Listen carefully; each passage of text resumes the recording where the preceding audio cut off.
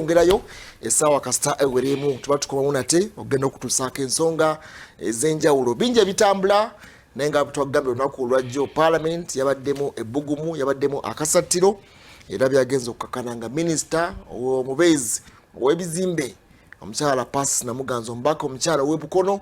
era omumbeeda nga ababaka balonze nga bwe balonze ababaka 356 ababaka 348 basazeewo nti agende ababaka 5 be bamwiriddewo omubiri ate ababaka 3 bokka bo ba abstaininze tebalonze yes oba no baagala kituyinza obuzito wadde weetute tujja kubaako oludda lwonna kisigadde ndowooza president nga bwe twagambye kusinziira ku nteekateeka nga bwerambika ayingidde mu byafaayo okubeera minisita ow'okusatu okuva mu mwaka gwa 1998 okubeera ng'agobeddwa Parliament. Twogera ku munnaffe minisita kati wa security Jim Wezi Katugugu yali minisita wa education obyenjigiriza ebisookerwako mu 98 ne twogera ne ku munnaffe Sam Kuteesa minisita mu 99 yali minisita wa finance. Neba ndabyawogabayeza magogo endoweza yavotize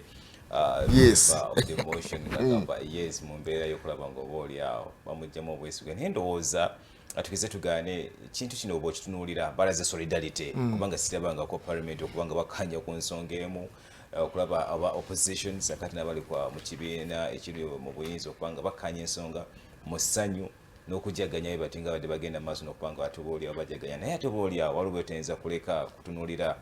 ku nsonga ezagenze maaso bakikoze bonga bo oba babaddeko mu mbeera y'okulaba nga basindiikirizibwa okukikola lwaki nkyogera bwe ntyo nalabye omu ku mubaka w'ebbaale mukulu Tebandeke Francis ng'agamba nti nakubiddwa essimu ne basindikira message ne baddemu ne bankubira kati bakitegeeza ngenda kulonda yes ng'ani amukubira awo nange we nakomye okutegeera ngamba nti ono yakikoze naye oli awo ti ensonga bazirina ku muntu ng'obuntu oba bayiye ku byabadde akola kirizo bagaana bagamba nti babayisaamu amaaso lwaki batunulidde ensonga y'ettaka erino oba oliawo eryogerwako eryabadde akabaate gyo balyogerako ki ye bw'obuddako emabega n'obuuza Namganza ani yamulonda okuba ng'agenda bukulembeze era kirizo bagaana nga bw'oyogedde 1999 tolaba mukadde waffe Sam Kuteesa yajibwamu obwezige mu office era president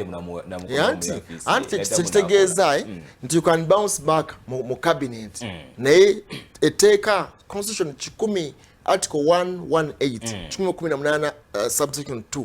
yobeeraga nti president omuntu wo tumukuddiza talina buyinza anyway